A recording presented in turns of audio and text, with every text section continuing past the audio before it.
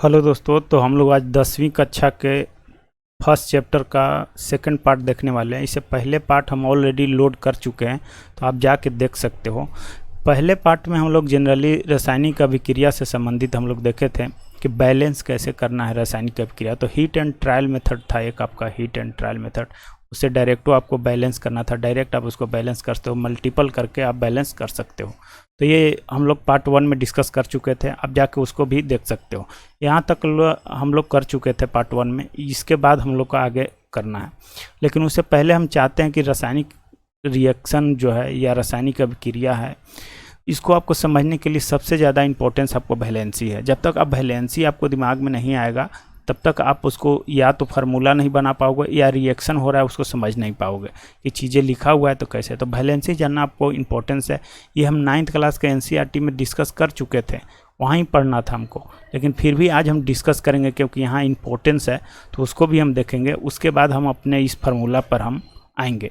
तो चलिए सबसे पहले वैलेंसी देख लो कैसे कैसे। अगर ये वैलेंसी चीज़ें आप कॉन्सेप्ट समझ जाते हो तो फिर आपके लिए सब इक्वेशन ईजी हो जाएंगे, सब इक्वेशन ईजी हो जाएंगे। थोड़ा सा यहाँ कॉम्प्लिकेटेड जरूर है, लेकिन आप एक बार देख लोगे ना तो चीज़ें आपको फिर दिमाग में आने लगेंगे। तो चलिए पहले सबसे पहले वैलेंसी हम लोग देखेंगे, उसके बाद फिर ये चीज़ें दो ऑलरेडी हम लोग डिस्कस कर चुके थे, या फिर ये रिएक्शन एक दिया हुआ है जो हम ऑलरेडी डिस्कस हम लोग देख चुके थे। तो सबसे पहले वैलेंसी में हम लोग देखते हैं, आते हैं अपने वैलेंसी पर। और सबसे पहले 9th क्लास का वैलेंसी में आप देखोगे ये चीज़ें, तो मैं आपको बारी बारी से बता रहा हूँ, आप इसको समझ लो।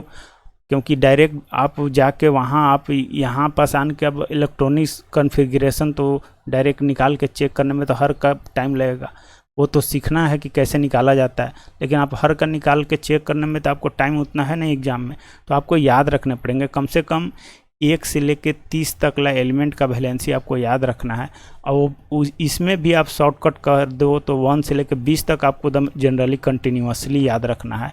उसके बाद 30-20 के बाद आप कहोगे तो एक याद कर लो लोहा, एक कॉपर और एक जिंक, बस ये 3 चीज़ याद कर लो। 23 तो याद ही होंगे।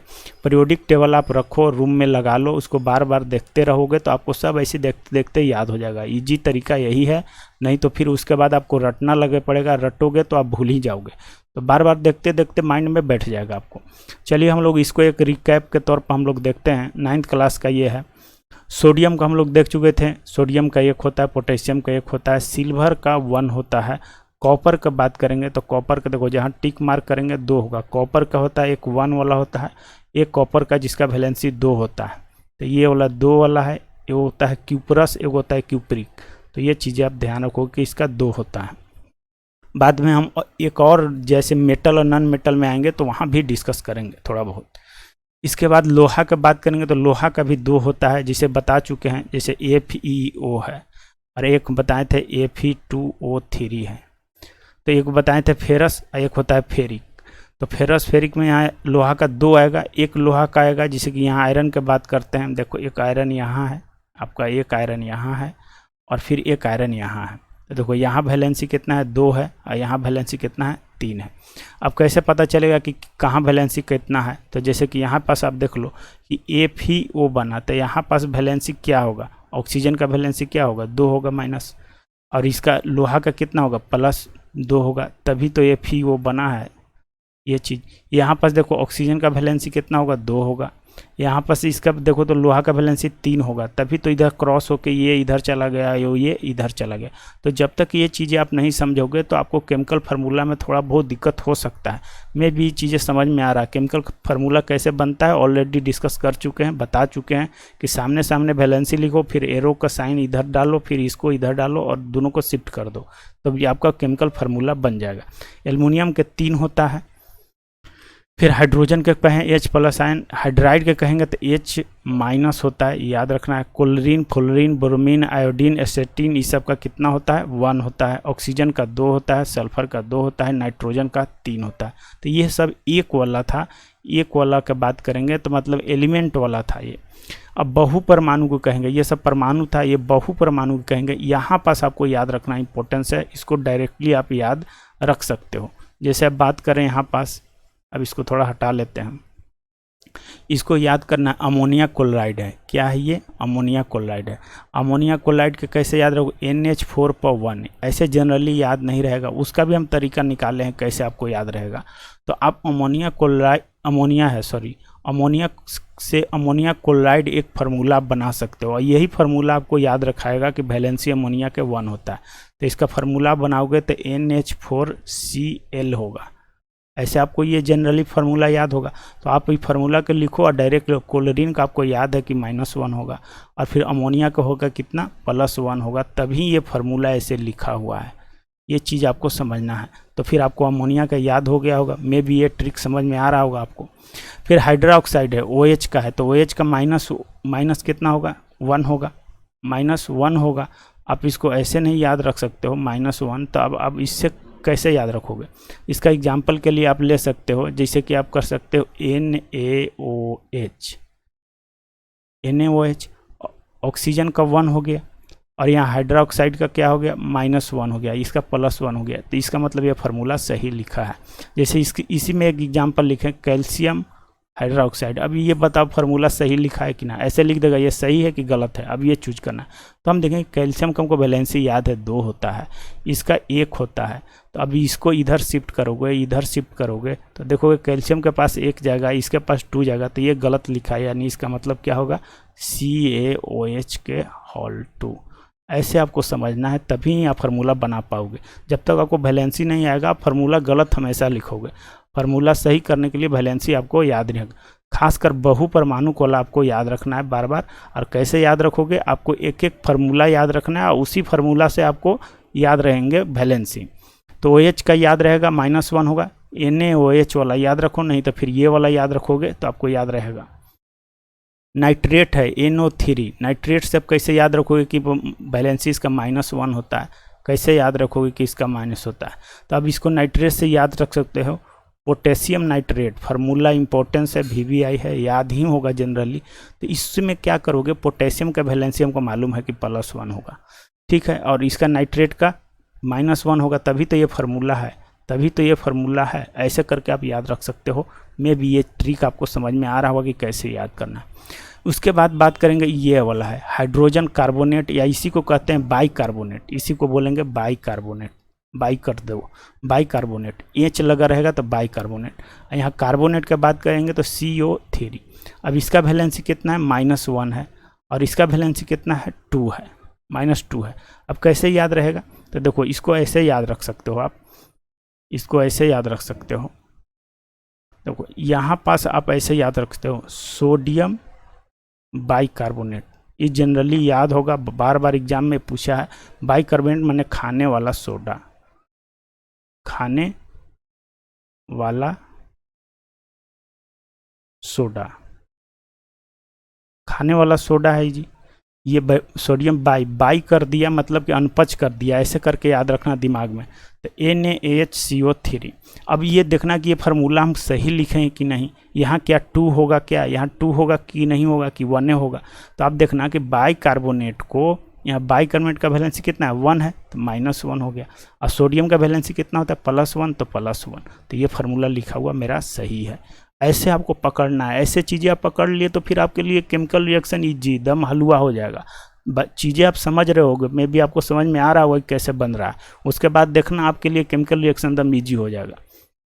अब यहाँ कार्बोनेट का है, तो कार्बोनेट का कैसे याद रखोगे? वैलेंसी 2 होता है। इससे एग्जाम्पल याद करोगे, कार्बोनेट का कौन सा एग्जाम्पल है जो VBI है, जो हर बार पूछता है। तो चीज़ें आप देखो, कैल्शियम कार्बोनेट बहुत बार एग्जाम में पूछा हुआ है और हर बार पूछता भी है। तो कैल्शियम कार्बोनेट है, तो कैल्शियम कार्बोनेट का देखो, कैल्शियम का वैलेंसी तो +2 है, आपको याद है। तो जब +2 है, अब यहाँ इधर 2 लिखा ही नहीं है, इसका मतलब इसका भी वैलेंसी कितना है? -2 है, तभी तो नहीं लिखा है 1:1 रेशियो में, इसीलिए ये फार्मूला सही है। इसका मतलब कार्बोनेट का वैलेंसी कितना हो गया? 2। ऐसे करके याद रखना है आपको, एक फार्मूला याद रखना है उससे संबंधित। उसके बाद अब उसको मैं फार्मूला लिखने के बाद आपको बता देना है कि उसका वैलेंसी कितना होगा। मे भी आपको ये चीज़ें समझ में आ रहा होगा। इससे ज़्यादा ईजी अब क्या बनाया जा सकता है बताओ? अब आगे नेक्स्ट आ जाओ। नेक्स्ट की बात करें तो सल्फाइट है जी। क्या है ये? सल्फाइट है। तो सल्फाइट का SO3 है, SO3 होता है, उसका वैलेंसी 2 होता है। इससे संबंधित फार्मूला आप कुछ याद रख सकते हो। सबसे इम्पोर्टेंस कौन कौन है, ये इम्पोर्टेंस है, कार्बोनेट इम्पोर्टेंस है, बाइकार्बोनेट, नाइट्रेट, हाइड्रोक्साइड, अमोनिया। मैंने बहु परमाणु वाला में इतना चीज़ें तो आपको याद रखना है, इतना बार बार रिएक्शन में आएगा तो इतना चीज़ें याद है। सल्फेट का याद रख सकते हो, जैसे H2SO4, अम्ल के राजा बोलते हैं H2SO4, है ना। इसमें देखो हाइड्रोजन का 2 क्यों लिखे भाई, क्योंकि इसका क्या होता है, वैलेंसी इसका होगा -2 और ये हाइड्रोजन का वैलेंसी कितना होगा, +1, तो +1 वाला इसके पास जाएगा और ये वाला 2 वाला इधर आएगा, इसीलिए H2SO4 हो गया। ये चीज़ें समझ में आ रहा होगा। तो सल्फेट का वैलेंसी जब भी कहेगा तो ऐसे एक फार्मूला लिख लेना, उसके बाद इसको बता देना कि H2SO4 होगा, इसका H2SO4 में -2 होगा, SO4 का, हाइड्रोजन का होगा +1। चीज़ें ऐसे ही याद रखना है। फॉस्फेट है तो फॉस्फेट का -3 कैसे होता है, तो देखो कैल्शियम फॉस्फेट एक होता है PA4, ठीक है, इसका वैलेंसी 3 हो गया और कैल्शियम का वैलेंसी 2 हो गया। तो इसका सही फार्मूला क्या लिखोगे, इससे फार्मूला बनाओ आप। तो कैल्शियम है, ये 3 इसके पास चला गया तो CA3 हो गया और PA4 हो गया, PO4 हो गया। अब इसका हॉल 2, ये 2 इधर जाएगा तो क्या हो जाएगा, हॉल 2 होगा। में भी चीज़ें आपको समझ में आ रहा होगा, इससे आसान चीज़ें अब नहीं बन सकता है। इसके बाद भी चीज़ें आपको नहीं कॉम्प्लिकेटेड लग रहा है तो फिर हम पीरियोडिक टेबल में चल के आपको समझाते हैं कि कैसे पीरियोडिक टेबल से होगा। तो आइए एक बार पीरियोडिक टेबल देखते हैं, इसके बाद चीज़ें आपको ईजी लगने लगेंगी। अब ये है हमारा पीरियोडिक टेबल। अब पीरियोडिक टेबल में हम लोग देखने वाले हैं कि पीरियोडिक टेबल में कैसे वैलेंसी है। तो हम क्या बोले हैं कि 1 से 30 तक ला, यहाँ तक ला, जिंक तक ला आपको वैलेंसी जनरली ध्यान रखना है। तो देखो कैसे याद होगा, ग्रुप 1 है, इसको ग्रुप 1 बोलते हैं, ग्रुप 1, ग्रुप 2, ग्रुप 3, ऐसे करके 18 ग्रुप है। आवर्त की बात करेंगे तो आवर्त 1, 2, 3, 4, 5, 6, 7, और इसी को बोलते हैं सेल। सेलों की संख्या भी पूछेगा तो 7, आवर्तों की भी संख्या पूछेगा तो 7। अब देखो यहाँ पास चीज़ें समझने वाला जो है, देखो ग्रुप 1 है, ग्रुप 1 है तो ग्रुप 1 का वैलेंसी सबका 1 है, इसका भी 1, लिथियम का भी 1, सोडियम का भी 1, पोटेशियम का 1, रुबिडियम का, सीजियम का, फ्रांसियम का। तो ग्रुप 1 का वैलेंसी 1, ऐसे याद रखोगे तो जल्दी आपको याद होगा। याद कैसे रख सकते हो, तो जब पीरियोडिक टेबल हम लोग पढ़ेंगे तो सब ग्रुप को याद करने का कुछ कुछ ट्रिक याद रखेंगे, सब चीज़ देखेंगे बारी बारी से, लेकिन आप ऐसे याद सकते हो। है लीना, इसकी एक साथ ले लो, है लीना की, है लीना की, कैसे हो गया, रब, आरबी से रब हो गया, से रब से फरियाद, ऐसे करके है लीना की, रब से फरियाद। तो ऐसे करके आप याद रख सकते हो। ग्रुप 2 की बात करेंगे तो ग्रुप 2 में जो है जिसका वैलेंसी सबका 2 होगा, यहाँ से यहाँ तक जितना भी वैलेंसी है सब 2 होगा। तो बेरियम का वैलेंसी 2, मैग्नीशियम का वैलेंसी 2, कैल्शियम का वैलेंसी, स्ट्रांसियम का, बेरियम का, रेडियम का। तो आप ऐसे याद रख सकते हो। इसको याद करने का ट्रिक आप लगा सकते हो कि ग्रुप 2 में कौन कौन होगा। तो देखो, बेटा, मांगे, कार, स्कूटर, बाप, राजी, कोई भी आप ट्रिक लगा सकते हो, ठीक है। तो ऐसे करके आप याद रखोगे। अब ऐसे बार बार आप पीरियोडिक टेबल सामने रूम में लगाए रहोगे ना, देखोगे तो आपको चीज़ें याद हो जाएगा, ठीक है। बहुत चीज़ें याद हो, पीरियोडिक टेबल देख के ही आपको याद हो जाएगा। जब तक पीरियोडिक टेबल पर आपको कमांड नहीं है तो समझो कि केमिस्ट्री आपका अच्छा होने वाला नहीं है, ये बात आप ध्यान रखोगे। उसके बाद यहाँ के बाद आते हैं, देखो ये है लोहा के बात करें तो लोहा का वैलेंसी 2 होता है और 3 होता है। कॉपर का वैलेंसी कहें तो 1 और 2 दोनों होता है। ये चीज़ें आपको बता चुके थे, ठीक है। अब यहाँ के देखो ग्रुप 11 है, ये 12 है। तो ग्रुप 11 का वैलेंसी सबका 1 है, कॉपर का 1 है, सिल्वर का 1 है, सोना का 1 है। यहाँ ग्रुप 12 है तो सबका वैलेंसी 2 है, 1, 2 है। तो जिंक का, कैडमियम का, पारा का, ये सब का आपका जितना भी वैलेंसी 2 है। ग्रुप 13 है, इस सब का वैलेंसी 3 है जी, बोरॉन का, एल्युमिनियम का, गैलियम का, इंडियम का, ये सब का वैलेंसी 3 है। अब देखो सबसे ज़्यादा पूछे जाने वाला ये VVI है, याद रखोगे। बहुत बार पूछा है कि इनमें से किसका वैलेंसी 4 नहीं होता है। इसका वैलेंस इलेक्ट्रॉन भी 4 होता है और वैलेंसी भी 4 होता है। तो ये याद रखोगे, ये VVI है, इसको हम VVI में मार्क करते हैं। कार्बन हो गया, कार्बन हो गया, सिलिकॉन हो गया, जर्मेनियम हो गया, टीन हो गया। टीन 50 होता है, अगर क्रिकेट में कोई 50 रन मार दिया तो आप याद रखोगे टीन मार दिया, वैसे करके याद रखोगे। शीशा हो गया, शीशा हो गया, तो ये है सबका वैलेंसी 4 होता है, ये चीज़ आप ध्यान रखोगे। अब देखो वैलेंसी 1 हुआ, 2 हुआ, 3 हुआ, 4 हुआ। 4 के बाद फिर इसके बाद क्या होगा, तो इसके बाद क्या होगा कि इसके बाद फिर 3 वैलेंसी होगा, फिर 2 आएगा, फिर 1 आएगा, ऐसे करके आता है। फिर यहाँ के बाद 2 आएगा, फिर 3 आएगा, ऐसे चलते रहता है। तो देखो यहाँ 4 आ गया। अब यहाँ के बाद क्या आएगा, 3 आएगा। फिर इसका ऑक्सीजन और ये वाला 16 वाला का वैलेंसी 2 होगा, 17 का 1 होगा, इसका वैलेंसी 0 हो जाएगा। ठीक है, ग्रुप 18 को। तो ये सब चीज़ें आपको ध्यान रखना है। हम जब पीरियोडिक टेबल हम लोग देखेंगे तो डिटेल्स में देखेंगे। तो चीज़ें आपको समझा चुके हैं कि इसका वैलेंसी सबका 2 होगा।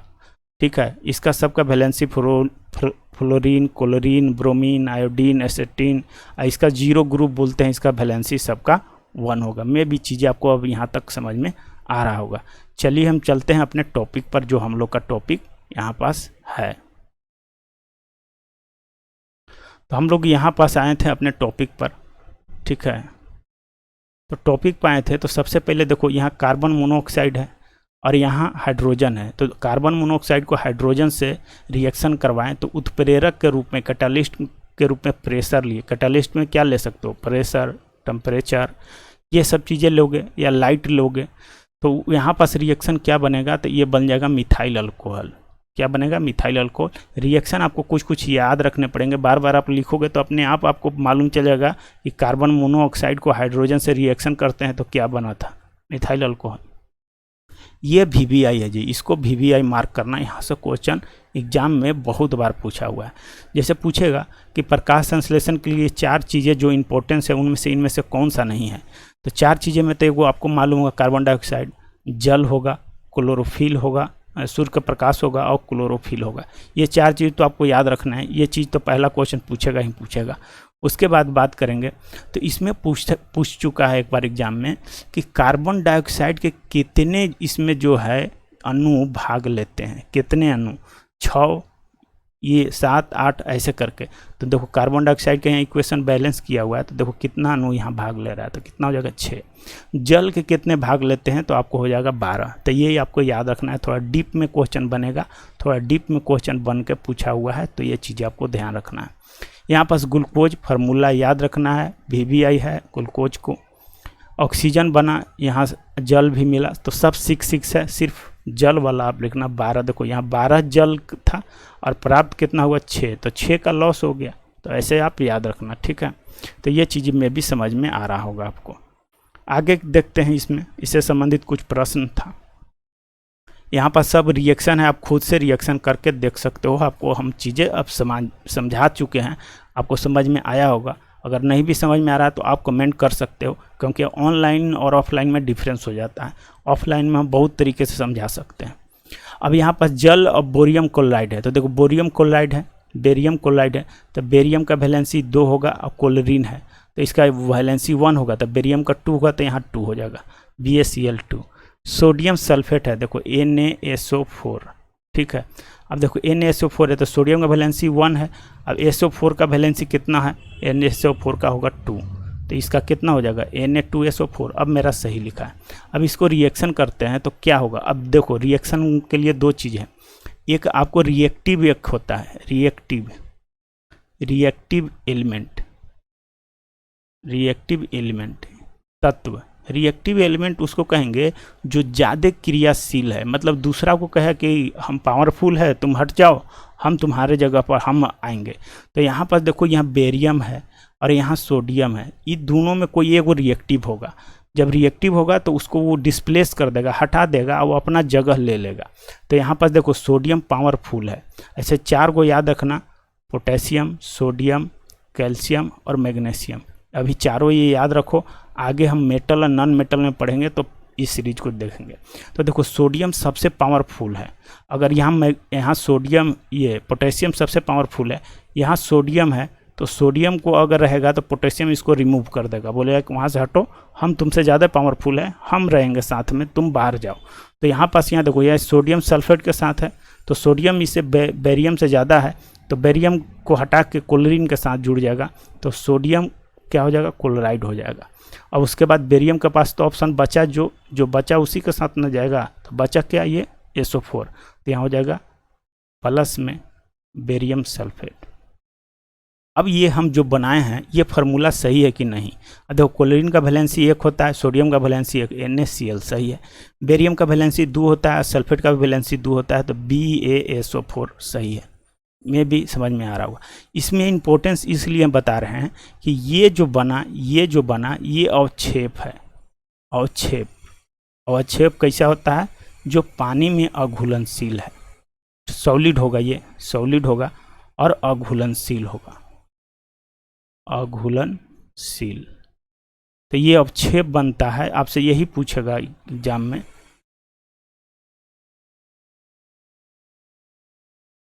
आपसे यही एग्जाम में पूछेगा कि बेरियम क्लोराइड और सोडियम सल्फेट को जब रिएक्शन करते हैं तो अवक्षेप के रूप में क्या प्राप्त होता है? तो बेरियम सल्फेट। ये अघुलनशील है, घुलेगा नहीं। यही चीज़ें हैं यहाँ पास भी वही है, इजी है ये रिएक्शन में भी चीज़ें समझ में आ रहा होगा। नहीं समझ में आएगा तब कमेंट करके आगे हमें बताना। अब हम लोग को आगे जो इसमें चैप्टर में है, जो हम लोग को अध्ययन करना है उससे संबंधित आते हैं रासायनिक अभिक्रिया के प्रकार। हम लोग रासायनिक अभिक्रिया देख चुके, बैलेंस करना देख चुके, फार्मूला कैसे बनता है वो देख चुके और हर चीज़ देख चुके, वैलेंसी वगैरह भी देख चुके। अब हम लोग आगे देखेंगे कि रासायनिक अभिक्रिया कितने तरह के होते हैं। तो अब यहाँ चीज़ें आप समझोगे, चीज़ें थोड़ा सा कॉम्प्लिकेटेड होगा तो आप चीज़ें समझ में आएगा। अब देखो, रासायनिक क्रिया के समय किसी एक तत्व का परमाणु दूसरे तत्व के परमाणु में नहीं बदलता है। मान लिया कि हम यहाँ पास ले लिए Mg, मैग्नीशियम ले लिया, ऑक्सीजन के साथ रिएक्शन करवा रहे हैं। फाइनली ये प्रोडक्ट उत्पाद क्या बनेगा? MgO बनेगा, मैग्नीशियम ऑक्साइड बनेगा। क्या बोल रहा है कि रासायनिक क्रिया के समय किसी एक तत्व का परमाणु दूसरे तत्व के परमाणु में नहीं बदलता है। मतलब कि अगर मैग्नीशियम का परमाणु है तो क्या ये मैग्नीशियम का परमाणु बदल के दूसरा चीज़, तो यहाँ भी मैग्नीशियम है तो बदलेगा नहीं। यहाँ ऑक्सीजन है तो यहाँ भी ऑक्सीजन है। उसके बाद कह रहे हैं ना तो कोई परमाणु मिश्रण से बाहर जाता है। ये परमाणु है, कोई परमाणु मिश्रण से बाहर, जैसे मैग्नीशियम है तो इससे बाहर तो ये गया नहीं, ये जो मिश्रण बना है इसी में है मैग्नीशियम। और ना ही कोई बाहर से मिश्रण में आता है। कहने का मतलब यहाँ जैसे इधर हाइड्रोजन है तो हाइड्रोजन तो इसमें आया नहीं, कोई जो यहाँ था अभिकारक था, उत्पाद में भी सेम चीज़ वही परमाणु होने वाला है। यही चीज़ ये कह रहा है। यहाँ से आपको असर्शन रीजन से क्वेश्चन बन सकता है, आप ध्यान रखोगे। वास्तव में किसी रासायनिक अभिक्रिया में परमाणु के आपसी बंधन टूटने और जुटने से नए पदार्थ का निर्माण होता है। अब ये चीज़ें कह रहा है, जैसे हाइड्रोजन ले लो आप, हाइड्रोजन है और ऑक्सीजन है और ये दोनों का रिएक्शन करेंगे तो क्या बनेगा? H2O, जल। क्या बनेगा? जल। देखो हाइड्रोजन, अब यहाँ बंध समझना, बॉन्ड, हाइड्रोजन के बीच में एक बॉन्डिंग होगा, तब होगा ये आपस में जुटा होगा। ये ऑक्सीजन है तो ऑक्सीजन और ऑक्सीजन के बीच में बॉन्डिंग होगा। चीज़ें आप समझना यहाँ पास जो कह रहा है। अब देखो ये होगा क्या, यहाँ पास होगा क्या कि इसके बाद यहाँ ऑक्सीजन है, यहाँ क्या है? ऑक्सीजन है और यहाँ पास हाइड्रोजन इससे दो जुड़ा होगा ऐसे करके। अब देखो ये हाइड्रोजन के बॉन्ड है, ये बीच में ब्रेक होगा, आपस में टूट जाएगा। ऑक्सीजन का बॉन्ड आपस में टूट जाएगा। उसके बाद ये फाइनली एक बॉन्ड बन जाएगा, इस टाइप का बॉन्ड बनेगा। बॉन्ड हम लोग पढ़ेंगे केमिकल बॉन्डिंग क्या होता है, तो ये चीज़ समझ जाओ कि ये दो हाइड्रोजन है, हाइड्रोजन के बीच बॉन्डिंग से बंधा है, ऑक्सीजन के बीच में बॉन्डिंग से बंधा है। फाइनल जो प्रोडक्ट बना वो अलग बॉन्डिंग से यहाँ बंधा हुआ है। तो यही बोल रहा है कि किसी भी रासायनिक अभिक्रिया में परमाणु के आपसी आबंध क्या होते हैं? टूटते हैं, टूटने लगते हैं और फिर आपस में जुड़ने से नए पदार्थ का निर्माण होता है, नए पदार्थ का निर्माण होता है। यही चीज़ आपको बता रहा है। आगे देखते हैं, इसके बाद कोई एक्सपेरिमेंट है, एक्सपेरिमेंट को समझेंगे। अब देखो रासायनिक अभिक्रिया होता है चार तरह से। एक वो संयोजन होता है, उसके बाद बात करेंगे तो वियोजन होगा, वियोजन अभिक्रिया होगा। एक बात करेंगे विस्थापन होगा, एगो द्विविस्थापन होगा।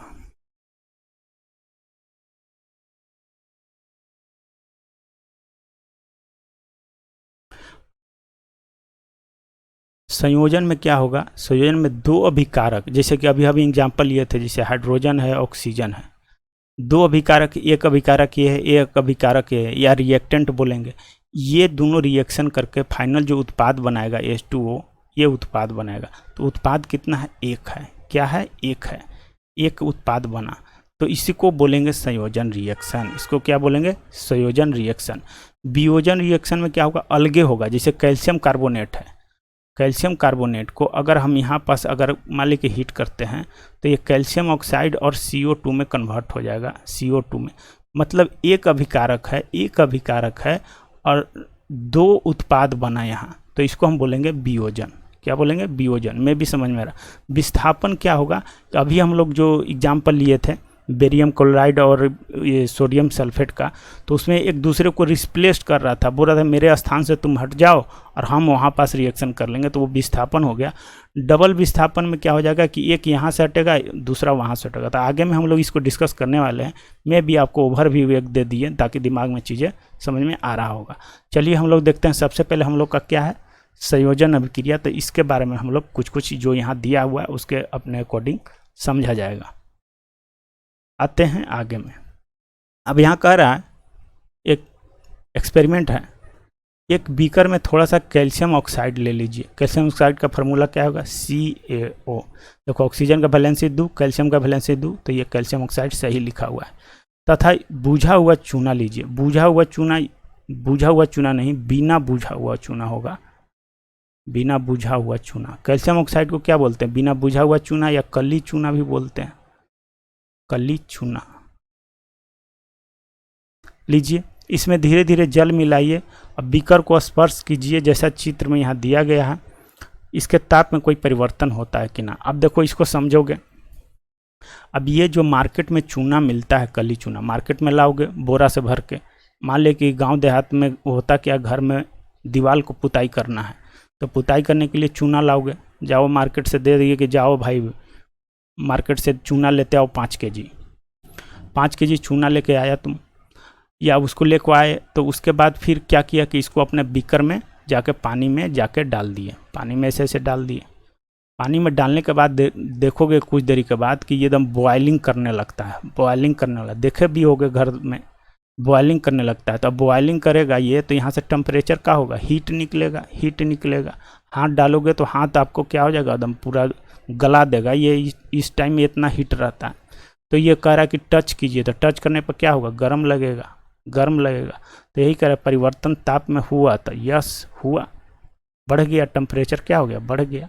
तो ये चीज़ें हैं, समझ में आएगा। अब इसके बाद आप इसको डाल देते हो पानी में, तो उसके बाद जो रिएक्शन बनता है वो कैसा बनता है? एग्जाम में यहाँ से मतलब बहुत बार एग्जाम में पूछा है, तो इसको आप जितना स्टार मार्क कर सकते हो आपके उतना कम है, समझो। तो अब आगे इसको हम लोग समझते हैं अपने अकॉर्डिंग।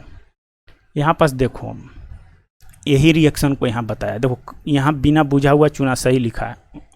यहाँ देखो कैल्शियम ऑक्साइड है, सॉलिड है जी, ठोस होता है। इसको जल में लाए, जल में मिला दिए, ठीक है। उसके बाद जल में मिलाने के बाद क्या होगा? यहाँ कैल्शियम में यहाँ हाइड्रोजन है, तो ये बन जाएगा कैल्शियम हाइड्रोक्साइड। कैल्शियम हाइड्रोक्साइड बना CaOH। अब ये सही लिखा है कि नहीं, क्या जांच करेगा? इसका वैलेंसी 2, इसका वैलेंसी OH का 1, तो देखो सही कैसा होगा? इसको बनाओगे तो क्या होगा? CaOH का होल 2। तो ये सब फार्मूला बनाना आप सीख चुके होगे मैं भी। उसके बाद हीट निकलेगा, उष्मा भी निकलता है। तो ये आपको VVI है, 3-4 स्टार मार्क कर लो। यहाँ से क्वेश्चन बहुत बार पूछता है कि बिना बुझा हुआ चूना में जल मिलाते हैं तो क्या बचता है? तो बुझ गया। यहाँ बिना बुझा हुआ है पानी मिला देते हैं तो क्या? आग बुझ जाता है, वैसे बुझ गया। ऐसे कर सकते हो। इसी का भी अगर हम नाम अदर नाम अगर लिखोगे तो इसको भखरा चूना भी बोलते हैं, भखरा चूना या बुझा हुआ चूना। ये भी ध्यान रखे हुए आप, ठीक है। तो ये चीज़ें आपको ध्यान रखना है। देखो आगे इसमें यही लिखा है कैल्शियम ऑक्साइड जल में मिलाकर एकल उत्पाद का, एक ही उत्पाद ना बन रहा है जी। देखो तो एक ही उत्पाद है, ये एक उत्पाद का। तो ये कैसा है? संयोजन अभिक्रिया का एग्जाम्पल है। 2 गो अभिकारक है और 1 उत्पाद है, तो क्या है? संयोजन है। ऐसी अभिक्रिया जिसमें 2 या 2 से अधिक अभिकारक है, अभिकारक 2 से 2 है और एकल है, एकल उत्पाद है, एक उत्पाद है, उसको बोलेंगे संयोजन अभिक्रिया। तो डिफिनेशन भी आपसे पूछ देता है, तो ये चीज़ें आप ध्यान रखोगे, ठीक है। आगे में देखते हैं उसके बाद क्या होगा। अब तो बुझा हुआ चूना बन गया। बुझा हुआ चूना को उसके बाद क्या बोलेगा? कह रहा है कि ऊपर अभिक्रिया में निर्मित बुझे हुए चूने के विलयन का उपयोग दीवारों पर सफ़ेदी करने में होता है। बात सही है। इसके बाद कैल्शियम हाइड्रोक्साइड वायु में उपस्थित कार्बन डाइऑक्साइड के साथ धीमी गति से अभिक्रिया करेगा। अब देखो ये है कैल्शियम हाइड्रोक्साइड, ठीक है, बुझा हुआ चूना हो गया। अब हम क्या किए कि दीवार पर इसको सुबह सुबह उठ के दीवार पर ऐसे ऐसे, ये मान ली कि दीवार है, अब दीवार पर इसको ऐसे ऐसे पेंट कर दिए, ठीक है, पेंट कर दिए। अब वायुमंडल में यहाँ गैस में सब क्या है, CO2 भरा हुआ है, CO2 है। अब CO2 इससे रिएक्शन करेगा, देखो CO2 वायुमंडल में है, ठीक है। अब रिएक्शन करेगा तो क्या बनेगा, तो यहाँ से बनेगा कैल्शियम कार्बोनेट, क्या बनेगा, कैल्शियम कार्बोनेट, और फिर बनेगा जल, ठीक है। यही कैल्शियम कार्बोनेट, अब ये तुरंत नहीं बनेगा, कम से कम 2-3 दिन टाइम तो लगिए जाएगा, 2-3 दिन टाइम लगेगा। उसके बाद अब दीवार पर आप देखोगे, जिस दीवार पर पुताई किए हो उसको आप देखोगे तो अब सॉलिड टाइप का एक परत लेयर बन जाएगा, उस पर ऐसे टच करोगे, अगर यहाँ से इसको कबारोगे उसके बाद देखोगे तो सॉलिड निकलेगा, एकदम ऐसे चिपी बाई चिपी निकलेगा, ऐसे निकलेगा। उसके बाद जल है तो जल ये 2-3 दिन के बाद सूख जाएगा। उसके बाद यही कैल्शियम कार्बोनेट चमक देने लगेगा, ठीक है, खूब चमकेगा, तो आपको दीवार कैसा लगेगा, सुंदर लगेगा। तो वही आगे कह रहा है कि 2-3 दिन बाद कैल्शियम कार्बोनेट का निर्माण होता है, इस दीवार पर चमक आ जाती है। यह रोचक बात है कि यह संगमरमर का रासायनिक सूत्र है। देखो कैल्शियम कार्बोनेट कहेगा तो संगमरमर हो जाएगा, ये भी हो जाएगा कैल्शियम कार्बोनेट। मोती कहेगा तो यही हो जाएगा। और फिर इसको कहेगा अंडा का कवर, अंडा का जो खोल होता है वाइट कलर वाला, तो वो भी आप कैल्शियम कार्बोनेट का एग्जाम्पल है। तो ये चीज़ याद हो गए। मोती कहेगा तो यही हो जाएगा, संगमरमर कहेगा तो यही हो जाएगा, और अंडा का खोल कहेगा तो यही हो जाएगा, और कैल्शियम कार्बोनेट दीवार वाला पर पुताई होता है उसके बाद कहेगा तो यही हो जाएगा। तो मैं भी चीज़ें यहाँ समझ में आया होगा आपको। अब आगे देखते हैं आगे क्या है, यहाँ हम लोग को दिया हुआ है। अब देखो यहाँ पास अन्य संयोजन अभिक्रिया का एग्जाम्पल है, जैसे कोयला है, कोयला का दहन करते हो, तो कोयला को दहन हम लोग क्यों करते हैं, हमको चाहिए क्या है, एनर्जी चाहिए, हीट चाहिए, हीट चाहिए, हीट चाहिए, ऊर्जा चाहिए, ऊष्मा चाहिए। कोयला का दहन करते हैं मेनली ऊष्मा के लिए कि हमको ये ज़्यादा मिले। तो अब कोयला में होगा कार्बन और ऑक्सीजन की उपस्थिति में जलेगा तो ये बनेगा क्या, CO2 बनेगा, और प्लस में बहुत मात्रा में हीट निकलेगा, और यही हमको ज़रूरी था। तो ये चीज़ें आपको ध्यान रखना था, वही रिएक्शन दिया है। अब ये यहाँ पास बैलेंस किया हुआ है, देखो यहाँ कार्बन 1 है तो यहाँ कार्बन 1 है, यहाँ पास ऑक्सीजन 2 है तो यहाँ ऑक्सीजन 2 है, तो ये बैलेंस है। अब देखो दो गो अभिकारक मिला है, 2 गो अभिकारक मिला है और एक प्रोडक्ट बना है, तो एक संयोजन अभिक्रिया हो जाएगा। एग्जाम में ऐसे ही देगा कौन संयोजन है, कौन वियोजन है, कौन विस्थापन है, कौन द्विविस्थापन है, ऐसे करके आपको देगा। तो संयोजन मतलब 2 अभिकारक मिलके एक उत्पाद, अब वियोजन मतलब कई अभिकारक मिलके एक क्या बनाएगा, जैसे एक अभिकारक है और टूट के कई उत्पाद बनाएगा, कई उत्पाद बनाएगा, एकरा में बहुत सारा उत्पाद बनेगा, और इसको में एक उत्पाद बनेगा, एक कल, इसको में कई उत्पाद, ऐसे आपको समझना है। हम लोग देखेंगे आगे चल के वियोजन वाला में। अब देखो यहाँ जल है, देखो हाइड्रोजन है और यहाँ ऑक्सीजन है और यहाँ पास बना जल, तो जल बनने की प्रक्रिया को क्या बोलेंगे, ये संयोजन अभिक्रिया, यही चीज़ आपको यहाँ है।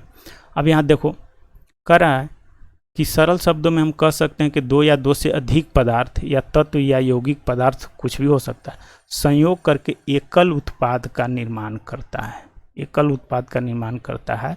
ऐसी अभिक्रिया को संयोजन अभिक्रिया कहते हैं। यही चीज़ हम जो आपको बताएं वही चीज़ यहाँ मेंशन है। इसके बाद देखते हैं आगे में कह रहा है कि हमने ये भी देखा कि अधिक मात्रा में ऊष्मा उत्पन्न होता है, ऊष्मा उत्पन्न होता है, इससे अभिक्रिया मिश्रण गर्म हो जाता है। ऊष्मा जब हीट निकलेगा तो रिएक्शन गर्म हो जाएगा बर्तन। जिन अभिक्रिया में उत्पाद का निर्माण के साथ साथ ऊष्मा उत्पन्न होता है उस अभिक्रिया को ऊष्मा क्षेपी अभिक्रिया कहते हैं। जिसमें हीट निकलेगा उसको ऊष्मा क्षेपी, और जिसको में हम रिएक्शन करने के लिए हीट देते हैं अंदर के तो उसको बोलेंगे ऊष्मा शोषी। ऊष्मा शोषी जिसमें हम हीट देते हैं, अब हीट बाहर निकलेगा ऊष्मा क्षेपी। तो रिएक्शन कैसे कैसे पूछेगा आपसे, कौन संयोजन है, बैलेंस पूछ सकता है, दूसरा चीज़ पूछ सकता है वियोजन कौन है, फिर पूछेगा ऊष्मा क्षेपी कौन है, ऊष्मा शोषी कौन है, अभिकारक कौन है, उत्पाद कौन है, ऐसे करके आपको कंफ्यूज कर सकता है। मैं भी चीज़ें आपको समझ में आ रहा होगा। कुछ ऊष्मा शोषी का एग्जाम्पल है, ऊष्मा छेपी का कुछ एग्जाम्पल यहाँ दिया हुआ है। ऊष्मा छेपी मतलब एनर्जी निकलेगा।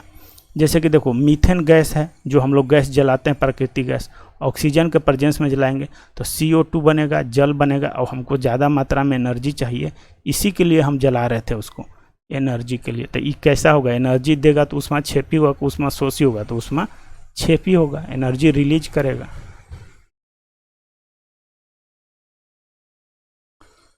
अब यहाँ पर जो इम्पोर्टेंस है ये चीज़ें, क्या आप जानते हैं श्वसन, ये एग्जाम में बहुत बार पूछा हुआ है कि श्वसन कैसा है। तो श्वसन याद रखने के लिए आप याद करोगे क्या, अपने नाक के पास हाथ ले जाओगे और फिर सांस लेके छोड़ोगे तो आपको कैसा महसूस होगा, गर्म की ठंडा, तो गर्म महसूस होगा, तो ये इसका मतलब एनर्जी वो निकालता है। तो इसके बाद क्या होगा, ऊष्मा छेपी, यानी हीट उसको में बाहर निकल रहा है, तो आपको क्या होगा, ऊष्मा छेपी। तो याद रखना है, VVI है, एग्जाम में बहुत एग्जाम में पूछ चुका है कि श्वसन क्या होता है। आगे कह रहा है कि हमें ऊर्जा की आवश्यकता होती है, यह ऊर्जा हमें भोजन से प्राप्त होता है। पाचन प्रक्रिया के समय खाद्य पदार्थ छोटे छोटे टुकड़े में टूट जाते हैं, जैसे चावल, आलू, ब्रेड, इस सब में क्या होता है, कार्बोहाइड्रेट होता है। हम लोग 3 तरह के चीज़ खाते हैं, कार्बोहाइड्रेट, प्रोटीन्स और लिपिड्स, ये तीनों से मिलता है एनर्जी हमको, ठीक है। कार्बोहाइड्रेट से सबसे ज़्यादा मिलता है एनर्जी, और ये फाइनली ये टूट के क्या चीज़ में चेंज हो जाएगा, ग्लूकोज। और शरीर को, हमारा बॉडी को क्या चाहिए, ग्लूकोज चाहिए, तो ये ग्लूकोज में टूट जाएगा, और फिर ग्लूकोज, ये सांस लेंगे हम लोग तो ऑक्सीजन के प्रेजेंस में फिर ये टूट के ATP सेल में जाएगा और ATP की एनर्जी रिलीज करेगा। तो यही कोशिकाओं में उपस्थित ऑक्सीजन से मिलकर हमें ऊर्जा प्रदान करता है। वही बताएं जो इस सब क्रिया के विशेष नाम श्वसन है, जिसका अध्ययन आप करेंगे। देखो यहाँ ग्लूकोज है, ये ग्लूकोज है, अब हम यहाँ पास ले लेते हैं थोड़ा इसको आपको। अब देखो ये ग्लूकोज है जी, ये ग्लूकोज है, ठीक है। अब बाहर से नाक द्वारा हम श्वसन लिए तो श्वसन में क्या मिलेगा, ऑक्सीजन मिलेगा। अब ये इसको ब्रेक करके ATP के रूप में, यहाँ ATP का फुल फॉर्म कहेगा तो एडिनो ट्राइफॉस्फेट, याद रखना। यहाँ CO2 बनेगा और क्या बनेगा, जल बनेगा। ये CO2 हमारे शरीर के अंदर में बन गया, और यही CO2 किसके द्वारा निकलेगा, ये जाएगा हार्ट के पास, ठीक है, हार्ट के पास, और फिर लंग्स इसको बाहर निकालेगा, ठीक है। तो यही काम है ब्लड का हमारा काम क्या है, CO2 ऑक्सीजन को ले जाना और CO2 को बाहर निकालना। किसके थ्रू निकालेगा, लंग्स के थ्रू, यही चीज़ है। साग सब्जियों को विघटित होकर कंपोस्ट बनाना, ये देखो ये VVI है, याद रखोगे, ठीक है ना। कहेगा तो कैसा है, एनर्जी निकला तो ऊष्मा कैसा होगा, ऊष्मा छेपी अभिक्रिया होगा। में भी ये सब चीज़ें आप समझ रहे हो, सब छोटी छोटी बातें हैं लेकिन गंभीर बातें हैं। देखो कंपोस्ट खाद है, तो कंपोस्ट खाद है उस कैसा अभिक्रिया, ऊष्मा छेपी अभिक्रिया। मान लिया कि एक इसमें है, इसमें बहुत सारा गोबर, कूड़ा करकट सब चीज़ डाल दिए, कंपोस्ट खाद बना रहे हो, तो इससे गैस रिलीज होगा, तो देखोगे गर्म होगा, आपको क्या लगेगा, गर्म लगेगा, तो वो एनर्जी इसमें से निकल रहा है, तो ऊष्मा छेपी। तो ऊष्मा छेपी का एग्जाम्पल ये आपको पूछेगा कि कौन ऊष्मा छेपी का एग्जाम्पल है, कौन ऊष्मा शोषी का एग्जाम्पल है। तो ऊष्मा छेपी का एग्जाम्पल आपको बता चुके हैं, श्वसन वाला होगा, श्वसन वाला याद रखना, कंपोस्ट खाद वाला याद रखना, फिर आप ग्लूकोज को टूटना क्या हो जाएगा, तो आपका हो जाएगा ऊष्मा छेपी हो जाएगा। फिर होगा कोयला को जलाना हो जाएगा, जो भी आप जला रहे हो सब एनर्जी के लिए, तो ऊष्मा छेपी का एग्जाम्पल हो जाएगा। मैं भी यहाँ तक आपको समझ में आया होगा। आगे देखते हैं, एक क्रियाकलाप दिया हुआ है जिसको हम समझेंगे। 1.1 में दी गई क्रिया के से पहचानी जिसमें एकल उत्पाद का निर्माण के साथ ऊष्मा उत्पन्न होती है। यही चीज़ यहाँ पास जो है दे रखा है। आगे में देखते हैं और क्या है। अब आ गया हम लोग का संयोजन के बाद विघटन, वियोजन को दूसरा नाम अपघटन, याद रखोगे, एग्जाम में अपघटन भी देगा, तो ये थोड़ा सा है, यहाँ अलर्ट रहोगे आप। वियोजन में हम क्या बोले कि एक प्रोडक्ट है जी, एक प्रोडक्ट है, कोई एक प्रोडक्ट है, इसको आप मान लीजिए गर्म किए या कुछ रिएक्शन करवाए, तो फिर आपको क्या बनेगा, कैल्शियम ऑक्साइड और CO2 गैस बांधने के बनेगा। तो यहाँ पास एक अभिकारक था और 2 उत्पाद बना, तो इसको क्या बोलेंगे, वियोजन, माने अलग हो गया, यहाँ से क्या हो गया, अलग हो गया। तो यहाँ पास आप देखोगे, यहाँ पास एग्जाम्पल एगो दे रखा है कि एक नली में 2 ग्राम फेरस सल्फेट लेगा। अब फेरस सल्फेट का फार्मूला क्या होगा, तो डायरेक्ट ऐसे लिख लो FeSO4। अब देखो यहाँ सल्फेट का क्या है, सल्फेट का आपको वैलेंसी 2 बता है, लोहा का वैलेंसी 2 या 3 दोनों होता है। अगर ये फेरस सल्फेट का आपको मालूम है FeSO4 ऐसे लिखा हुआ है, इसका मतलब यहाँ वैलेंसी इसका भी 2, यहाँ भी 2, 3 अगर होता तो फिर ऐसे आपको हो जाता, जो यहाँ पास नहीं है, तो फेरस सल्फेट का FeSO4 हो जाएगा। ठीक है, इसका मतलब यहाँ भी इसका भी वैलेंसी 2 और इसका भी वैलेंसी, सल्फेट का भी वैलेंसी 2 ऐसे। फेरस सल्फेट क्रिस्टल के रंग पर ध्यान दीजिए और कथनली को बर्नर और स्प्रिट लैंप की ज्वाला से गर्म कीजिए और जिसमें चित्र में दिखाया गया गर्म करने के 50 क्रिस्टल के रंग को देखिए। कह रहा है कि फेरस सल्फेट को ले लेना है, फेरस सल्फेट को ले लेना है, ठीक है, टुकड़ा को, और इसको आपको गर्म करना है और फिर उसके बाद देखना है कि इसमें रंग में परिवर्तन कैसा हुआ, किस कलर का हुआ, यही आपको एक्सपेरिमेंट में चेक करना है। अब आ जाते हैं नेक्स्ट वाला पेज में, हम देखते हैं क्या दे रखा है। अब देखो यहाँ पास, अब यहाँ पास देखो, यहाँ फेरस सल्फेट ले लिया है, ठीक है, उसको हीट दिया, हीट दिया तो क्या हो गया, उष्मा छेपी को उष्मा शोषी, ये चीज़ ध्यान रखना। अब देखो ये फेरस सल्फेट है, अभिकारक का एगो है, एगो है, यहाँ अभी उत्पाद का एगो बना 1 2 3 गो, तो ये कैसा हो जाएगा वियोजन। यहाँ उष्मा दिया तो कैसा होगा, उष्मा शोषी की उष्मा छेपी, तो उष्मा शोषी अभिक्रिया हो। ये सब चीज़ें आपको समझना होगा, तभी आप ध्यान दे पाओगे। ये याद रखना पड़ेगा कि हम फेरस सल्फेट को गर्म किए थे तो क्या क्या प्रोडक्ट बना था। थोड़ा बहुत तो मेहनत करना ही पड़ेगा, आपको प्रैक्टिस करना ही पड़ेगा, सब चीज़ें आप डायरेक्ट नहीं कर सकते, कुछ चीज़ें आपको याद भी करना पड़ेगा। तो याद करना कि फेरस सल्फेट को हम हीट दिए थे तो ये सब प्रोडक्ट हमको मिला था। अब यहाँ पास चीज़ें समझने वाला क्या है कि जैसे देखो, अब होगा क्या कि उष्मा के रूप में हम 3 चीज़ दे सकते हैं, यहाँ हम बता दे रहे हैं 3 चीज़ में क्या होगा, एक को तो दे सकते हैं टेम्परेचर, टेम्परेचर माने तापमान दे सकते हैं। दूसरा क्या दे सकते हैं, तो विद्युत दे सकते हैं, ठीक है। अब कैटलिस्ट के रूप में, उत्प्रेरक के रूप में क्या क्या दे सकते हैं, तो विद्युत दे सकते हैं। फिर दे सकते हैं लाइट, प्रकाश, ऊर्जा, सन के एनर्जी वाला जो बोले थे। तो जब टेम्परेचर अगर आप यहाँ उत्प्रेरक के रूप में लोगे, उत्प्रेरक यहाँ लिख देते हैं, उत्प्रेरक, ठीक है, उत्प्रेरक के रूप में टेम्परेचर लेंगे तो उसके बोलेंगे तापीय अपघटन,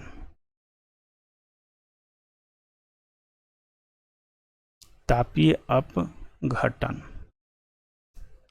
अगर विद्युत लेंगे तो क्या हो जाएगा, विद्युतीय अपघटन।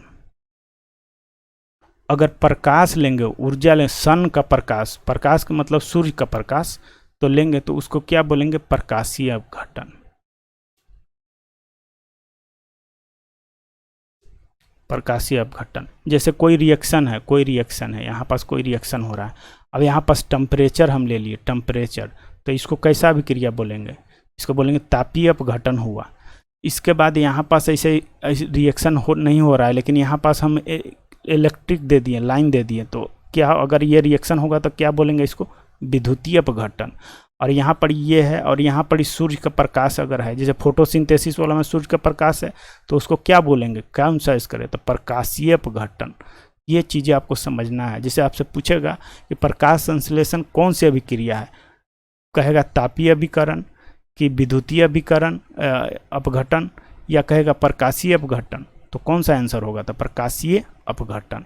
ये चीज़ें आपको ध्यान रखना, ये सब छोटा छोटा बात चीज़ें आपको थोड़ा सा समझना पड़ेगा, नहीं तो वो क्वेश्चन तुरंत गलत हो जाएगा। तो यहाँ पर हीट दिया, तो हीट दिया तो उष्मा दिया, गर्म किया ना जी, तो यहाँ पास कौन सा हो जाएगा, तापीय अपघटन हो जाएगा। तो ऐसे करके भी आपको पूछेगा एग्जाम में, ठीक है। तो ये चीज़ें आपको समझना था, मैं भी यहाँ तक समझ में आया होगा। अब देखते हैं हम ई रिएक्शन को। देखो सबसे पहले होता है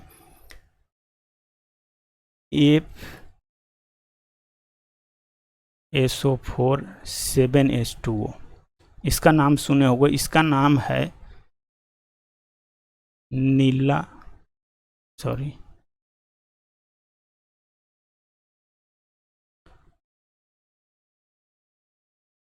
इसका नाम है हाराकसिस, हाराकसिस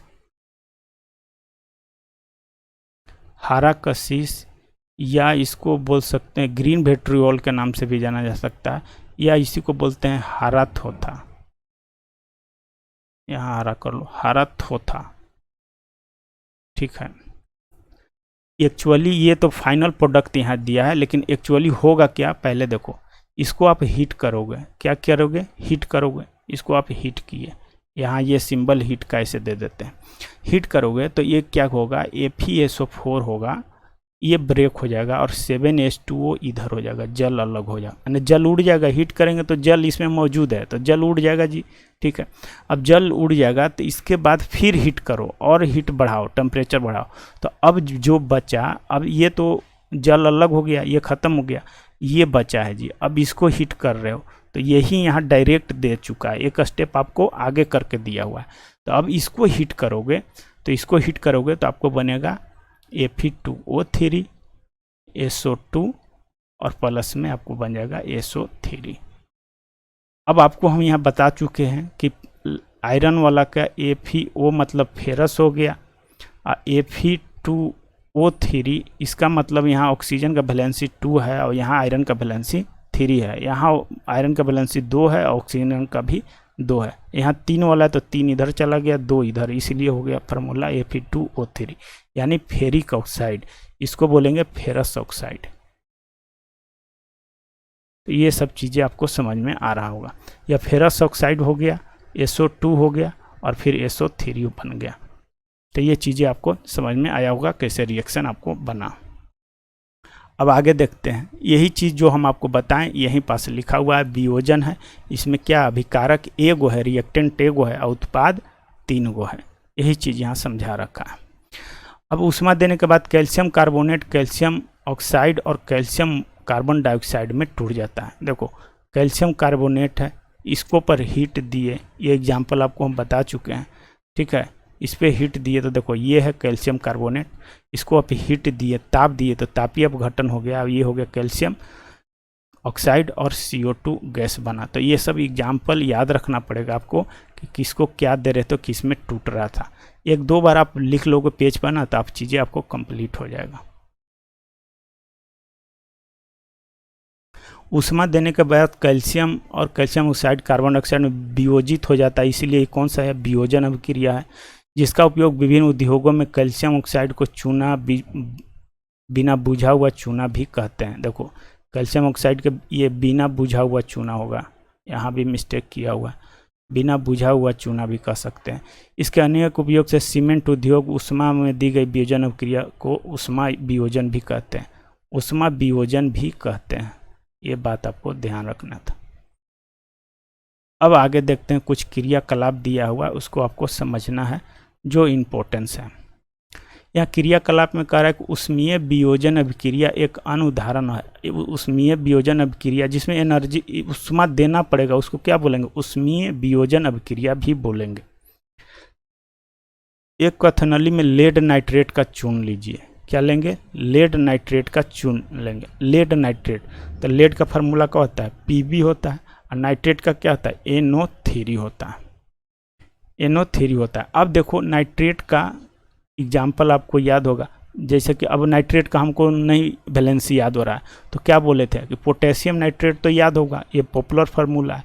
तो यहाँ पास पोटेशियम का वैलेंसी 1 है, इसका मतलब इधर NO3 लिखा है, इसका भी वैलेंसी -1 है, इसका मतलब इसका -1 वैलेंसी होता है, ऐसे मालूम कर लो। तो यहाँ पास आप लिख लो -1। और सीसा है, सीसा का वैलेंसी होता है 2, कितना होता है 2, तो अब इसको फार्मूला लिखना होगा, तो PbNO3 हो जाएगा, और ये 2 इधर शिफ्ट करेगा तो ये हो जाएगा PbNO3। अब ये राइट फार्मूला मेरा है।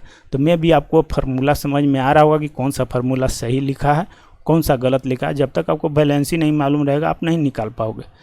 तो अब लेड नाइट्रेट है, ये लेड नाइट्रेट है, ठीक है, इसी को पकड़कर गर्म कर रहा है, ठीक है। तो आपने क्या देखा, इसमें परिवर्तन हुआ उसे नोट कीजिए। प्रयोगशाला में जाइएगा, उसके बाद इसको आप क्या कीजिएगा, हीट दीजिएगा, इसको गर्म कर रहा है। देखो इसमें ले लिया, परख नली में लेड नाइट्रेट ले लिया, और इसको यहाँ से बर्नर से गर्म कर रहा है, तो इफेक्ट क्या पड़ेगा, वही चीज़ें आगे मेंशन किया होगा जैसे आपको हम बता रहे हैं। हाँ, ये देखो पोटेशियम PbNO3 का हॉल 2 है, सॉलिड है, टेम्परेचर दिया है, यहाँ देखो यहाँ टेम्परेचर दे रहा है ना, तो तापीय अपघटन हो गया, एक अभिकारक है और कई गो यहाँ उत्पाद है, तो कैसा अभिक्रिया है, वियोजन अभिक्रिया है। इसके बाद फाइनली बनेगा PbO लेड ऑक्साइड, NO2 और फिर ऑक्सीजन गैस रिलीज होगा। इसको में सबसे ज़्यादा पूछे जाने वाला चीज़ यही है, बार बार पूछा हुआ है कि इसको में नाइट्रोजन डाइऑक्साइड जो निकलता है वो भूरा कलर का धुआं है। कैसा है, भूरा कलर का धुआं, भूरा धुआं है, धुआं उठेगा, यही पूछा हुआ है कि कैसा कलर का धुआं उठता है। ये एग्ज़ाम में रेलवे के एग्ज़ाम में ये पूछा हुआ क्वेश्चन है, तो ये ध्यान रखो। आप देखेंगे कि भूरे रंग का धुआं उत्सर्जित होता है, यह नाइट्रस ऑक्साइड का धुआं है। तो यहाँ से इंपॉर्टेंस ये याद रखना है, लेड नाइट्रेट को आप गर्म करते हो तो आपको धुआं जो उठता है भूरा वाला, वो क्या है, नाइट्रोजन डाइऑक्साइड। में भी यहाँ तक समझ में आपको आ रहा होगा चीज़ें। इसके बाद आप देखते हैं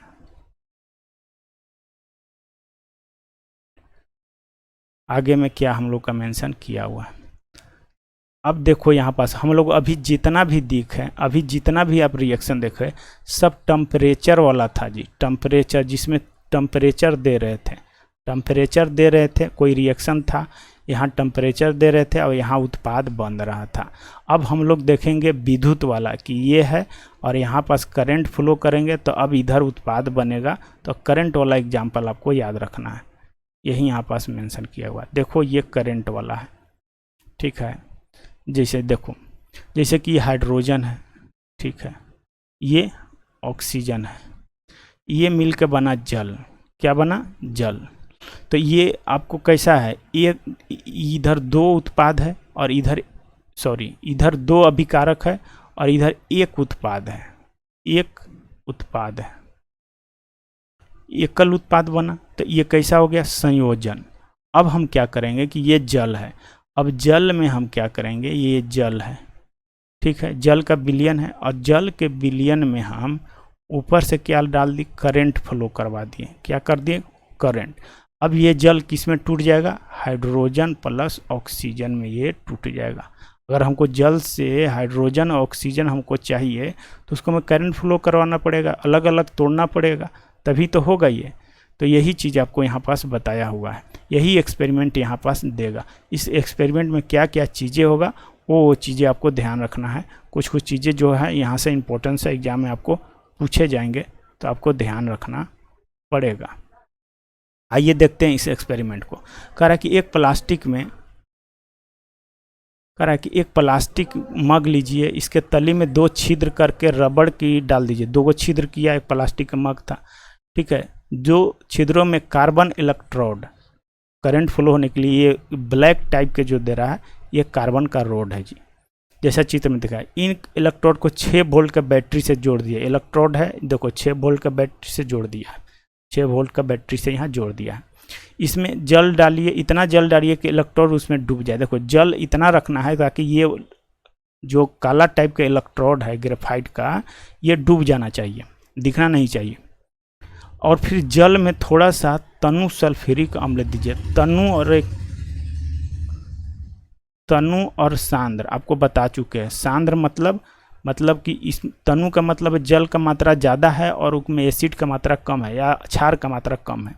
सांद्र के कहने का मतलब हो गया कि उसमें एसिड का मात्रा ज़्यादा है और जल का मात्रा कम है, जल का मात्रा क्या है, कम है। तो ये चीज़ आपको कॉन्सेप्ट क्लियर कर चुके थे, मैं भी ये चीज़ें आपको समझ में आ रहा होगा, ठीक है। अब देखो आगे में हम देखते हैं,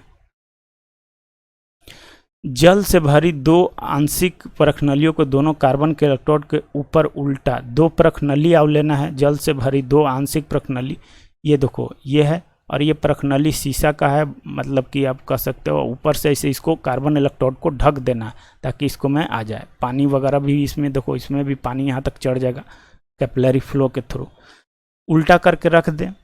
उसके बाद कह रहा है कि अब विद्युत धारा प्रवाहित कीजिए और थोड़ी देर के लिए छोड़ दीजिए। इसमें यहाँ पर स्विच देंगे और यहाँ पर ही देखो ये स्विच ऑन करेंगे और उसके बाद छोड़ देंगे। कैसे, देखो होगा क्या कि H2O है, H2O से अब कैसे यहाँ पास लाइन फ्लो करोगे तो हाइड्रोजन और ऑक्सीजन कैसे मिलता है ये हमको पता करना है, ठीक है। इसको ब्रेक करेंगे तो क्या मिलेगा, ठीक है।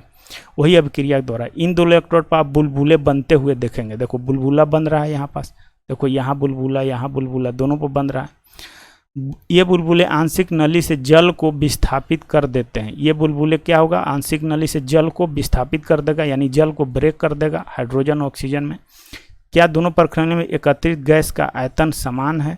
कह रहा है जब दोनों प्रखनली में गैस से भर जाएं तब उन्हें सावधानीपूर्वक हटा लेना है, ठीक है, हटा लेना है।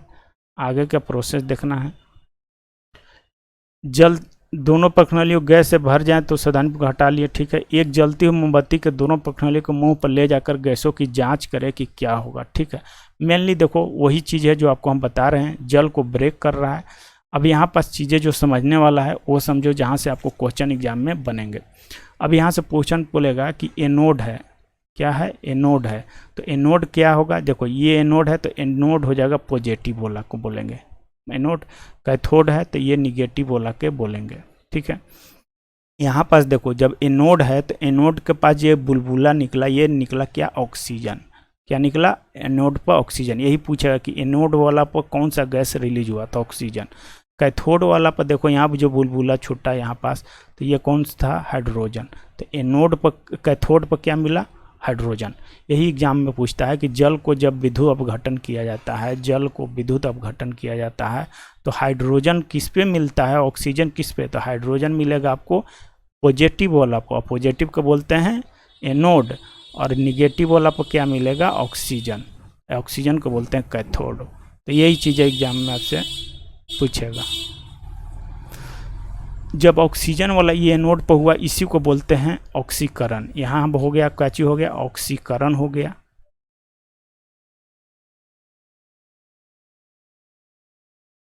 और इस वाले को बोलेंगे अवकरण, यहाँ होगा अवकरण।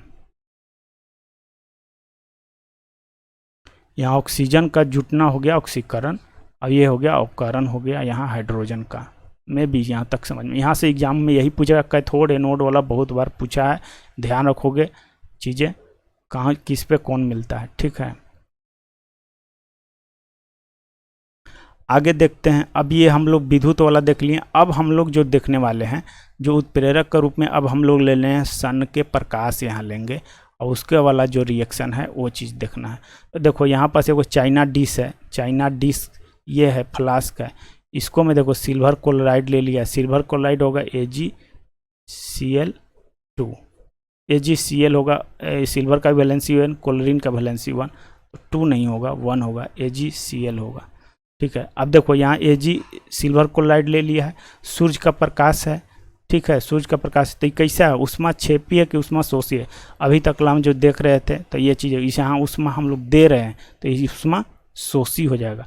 अब ये ब्रेक होगा तो देखो सिल्वर अलग हो जाएगा, सिल्वर और क्लोरीन गैस अलग हो जाएगा। और यहाँ पर जो सिल्वर है इसका कलर कैसा होगा, थोड़ा सा वाइट होगा।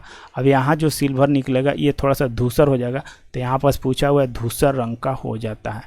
सिल्वरे रहेगा लेकिन थोड़ा सा आपको कह सकते हैं मैला टाइप का हो जाएगा, मैंने मिट्टी जैसे, मिट्टी वाला थोड़ा सा रहता है कि मिट्टी टाइप के लग गया सिल्वर में तो कैसा हो गया, उस टाइप का हो जाएगा। तो ये भी एग्जाम में पूछा हुआ है, तो ये आप ध्यान रखोगे।